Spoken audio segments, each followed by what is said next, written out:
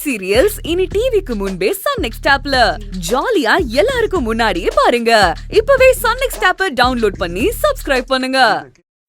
என்ன மன்னிச்சிடுங்க.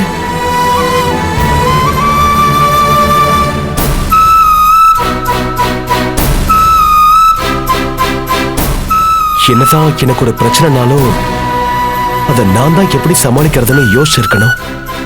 உங்ககிட்ட தீர்வு கேட்டது ஏன் தப்புதான். அதுவும் உங்க மனசுல என்ன இருக்குன்னு தெரிஞ்சும் உங்களை கஷ்டப்படுத்துறது ஏன் தப்புதான். நீங்க தாங்க என்ன மன்னிக்கணும். இல்லைங்க, அப்படி நீங்க நினைக்கலையே. என் புள்ள உயிருக்காக போராடிட்டு இருந்தப்போ உங்க அனுமதியே இல்லாம என்னோட விருப்பத்துக்கு நீங்க சரின்னு சொன்னது எதுக்கு? எனக்கு ஒரு பிரச்சனைன்னு உதவுறதுக்காக தானே. ஆனா நான் அப்படி இல்லையே, ரொம்ப சுயநலமா இருந்துட்டேன்னு தோணுது. நீங்க தான் என்ன மன்னிக்கணும். அது இதையும் கம்பேர் பண்ணாதீங்க. அது நாடகம். அதுல நான் நடிக்க சம்மதம் சொன்னதுக்கும் நிஜத்துக்கும் நிறைய வித்தியாசம் இருக்கு.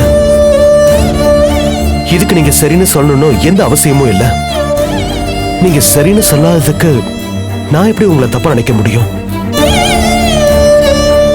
நீங்க என்ன மனநிலையில இருக்கீங்கன்னு பக்கத்துல இருந்து பார்த்தோம் கொஞ்சமும் உங்களை பத்தி யோசிக்காம நான் அப்படி கேட்டதுதான் தப்பு. அந்த வார்த்தைய நீங்க உங்களுக்காக கேட்கலையே, எங்க திவ்யா உங்களை விட்டு போயிடுவாங்கிற பயத்துல தானே கேட்டீங்க. அது கூட புரிஞ்சுக்காம நான் உங்க முகத்துல அடிச்ச மாதிரி கோவமா பேசியிருக்க கூடாது. என்ன இருந்தாலும் நான் பேசினதுதான் தப்பு. சரிங்க, இனி உங்களுக்கு விருப்பம் இல்லாம நான் இந்த கல்யாண விஷயத்த பேச மாட்டேன். என் உணர்வுக்கு எப்படி நீங்க மதிப்பு கொடுக்கறீங்களோ அதே மாதிரி உங்க உணர்வுக்கும் நானும் மதிப்பு கொடுப்பேன். திவ்யா உங்களுக்கு உயிர்னு எனக்கு நல்லாவே தெரியும். எந்த சூழ்நிலையிலயும் அவ உங்களை விட்டு போக மாட்டா. அதுக்கு நான் அனுமதிக்கவும் மாட்டேன். அதை பார்த்துட்டு நான் சும்மாவும் இருக்க மாட்டேன். உங்களுக்கு உறுதுணையா நான் இருப்பேன். நீங்க பயப்படாதீங்க. அப்படியெல்லாம் நான் உங்களை விட்டுற மாட்டேன். அவ என்னைக்கும் உங்களோட சொத்துதான். அப்போ நீங்க என்ன வெறுக்கல. உங்களுக்கு கல்யாணத்துல சம்மதம் தான். அது இப்போ ஒத்துக்கிறதுலதான் உங்களுக்கு பிரச்சனை. என்ன புரிஞ்சுக்க முடியுது. என்ன அமைதியாயிட்டீங்க?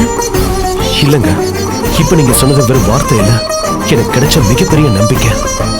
இப்ப எனக்கு பயம் போயிடுச்சு. திவ்யா ஏன் கூட தான் இருப்பா, அவளை யாராலையும் பிரிக்க முடியாதுங்கிற நம்பிக்கை வந்துருச்சு. ரொம்ப நன்றிங்க. நட்புக்குள்ள நன்றி சொல்லக்கூடாது. அப்படி சொன்னா அது நட்பே இல்லைன்னு நீங்க தானே சொன்னீங்க. அப்படியா? அப்போ நான் சொன்ன நன்றியை திரும்ப வாங்கிக்கிறேன். சரிங்க, நீங்க முதல்ல தைரியமா இருங்க. எங்க அம்மாவும் இதேதான் சொன்னாங்க. சரி, நான் வச்சிடுறேன்.